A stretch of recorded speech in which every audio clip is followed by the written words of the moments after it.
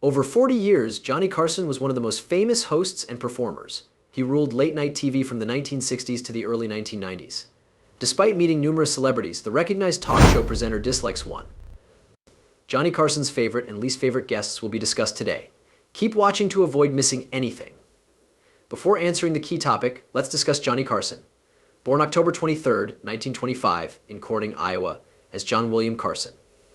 Ruth Elizabeth and Homer Lloyd Kit Carson had 3 kids. He was middle child. He spent his boyhood in Norfolk, Nebraska, after his family moved there at 8. Carson has loved and excelled at theater since childhood. You may think magic is the finest technique for kids to make people happy. Carson found a magic book at 12. He immediately acquired a magician's kit and practiced in front of his family. Start with card tricks. Family members, notably his mother, were proud of him. He even had a cape created for Kiwanis Club games. He charged $3 for his first show at 14. He had numerous more shows soon after. He felt fated to go to Hollywood because Carson was there as a kid. He tried to hitchhike as a midshipman. He was fined $1.50. On June 8, 1943, Carson joined the U.S. Navy and was transported to the Pacific on the USS Pennsylvania, ending his glory. He deciphered secret messages as a communications officer during the war. His 1501 amateur boxing record was impressive while he wasn't working. He may be working. Carson continued his act and said performing a magic trick for U.S. was his favorite. Secretary of the Navy James V. Forrestal. This made the future talk show host think, for even he could make grouchy and cool Forrestal chuckle. After the war, Carson joined Phi Gamma Delta at the University of Nebraska-Lincoln and performed magic. Later earned $1.25 per show. After a few months in journalism, he switched to speech and acting to become a radio entertainer. Carson made his radio debut at WOW Radio in 1950 and later hosted The Squirrel's Nest on TV. Carson was skilled despite his inexperience. His career took off immediately.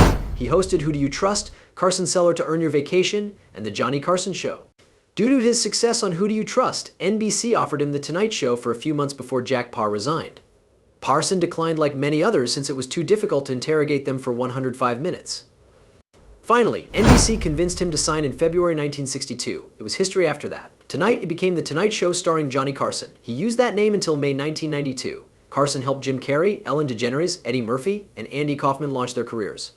Carson has interviewed many celebrities as late-night host. Still, the host disliked one individual throughout his career, British-born actor Bob Hope. Bob Hope was a versatile performer. Besides being a comedian, he was an actor, producer, and 100. He worked for about 80 years. Understand me? Hope hosted the Academy Awards 19 times, more than any other star. This British-born American artist achieved everything and lived 100 years. Hope was destitute despite his fame.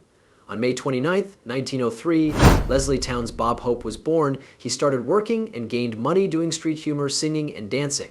The 5th of 7 kids, he worked many jobs. While boxing, he was Packy East like Carson. Hope was working when a tree crushed his face in 1921.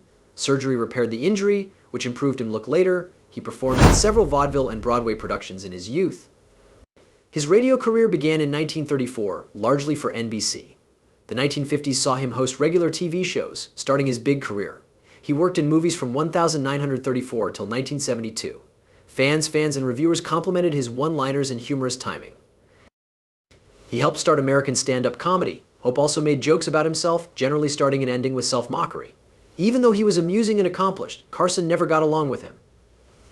This was especially true as he aged. Johnny Carson always liked Bob Hope. There is plenty of evidence that the renowned talk show presenter disliked the second.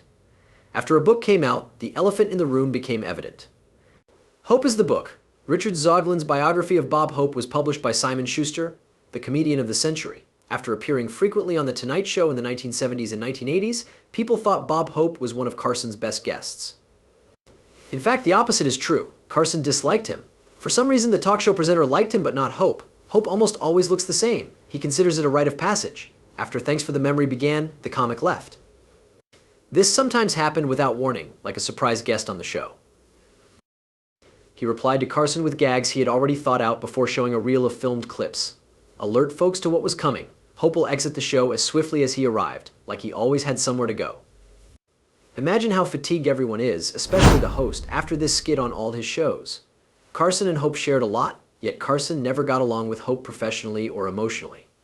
Even more, The Tonight Show producer Peter LaSalle stated Carson admired Hope's status in show industry but not his work. These two men were NBC's biggest stars. Both have similar comedy styles. Hope gave many comments and jokes about the news, but she avoided politics. Carson had a more nuanced comic style. The second one could improvise, which Hope prevented him from doing. His crew of writers authored the latter's sketches, and it was painfully evident that Hope couldn't improvise, making it hard for him to come up with hilarious things. The two men competed because Carson thought he was the only NBC star who could challenge Hope for power. Hope was likewise at its best and has been NBC's one primetime show since 1950. Carson couldn't argue with that. Pop culture references also suggest that Hope was NBC's top radio star in the late 1930s and early 1940s.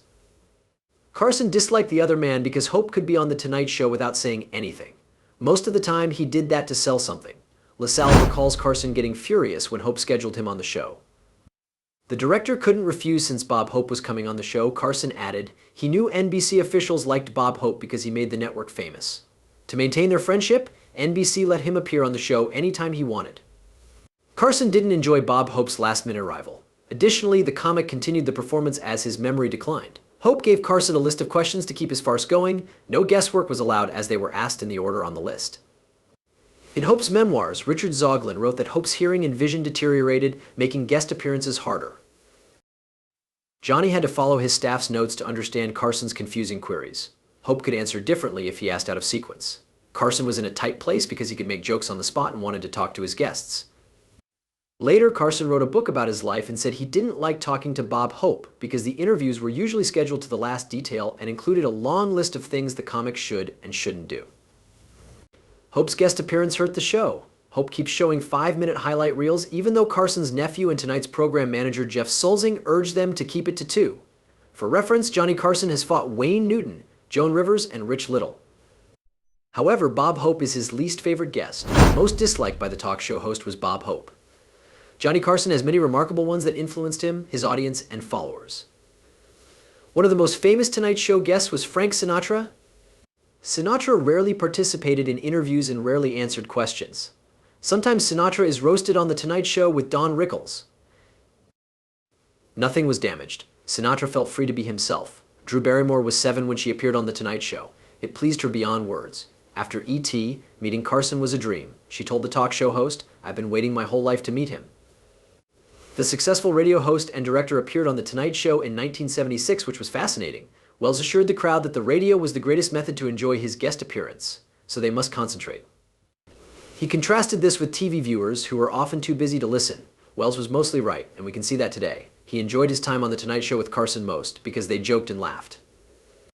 The Tonight Show also welcomed American actor and comedian Robin Williams. He was still a young artist, but his talent was brutally obvious. He was usually energetic, which helped. Despite appearing on several comedy and other TV shows, his Carson appearance was always recalled.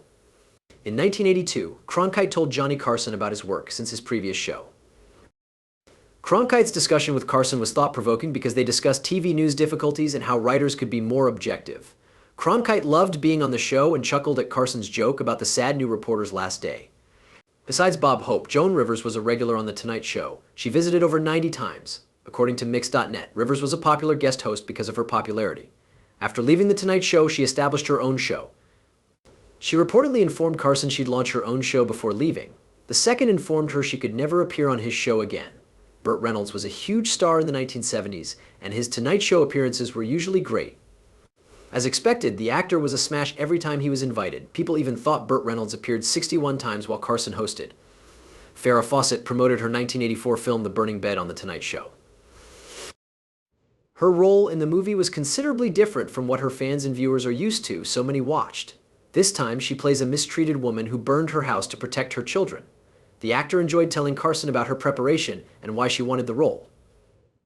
The 1985 Tonight Show guest appearance by Jack Gleason was his only one, making it most intriguing. Gleason's superb Tonight Show guest performance was enough. Jim Henson and Kermit appeared on The Tonight Show. The most famous performer ever is Henson. It was hilarious to see Kermit and Carson talk. People laughed throughout the show. Not including Don Rickles would be wrong. He may be The Tonight Show's best guest since Carson, with an impressive 100 shows. The comedian was at his best on The Tonight Show. Everyone loved this insulter. One of Carson's most notable guests in 1989 was Jay Leno, who would later host. With his fantastic quips and argument with Carson, Jay Leno dominated the program on that episode, even though Fred Savage was the primary guest. Carson, the host, connecting with Leno, who wouldn't become host for 3 years, was great. It also reminded us that Jay Leno has the comedy abilities to become famous and succeed Carson. Like and follow if you like this video. Then click like and subscribe with the bell on to avoid missing our new postings. Stay golden until then.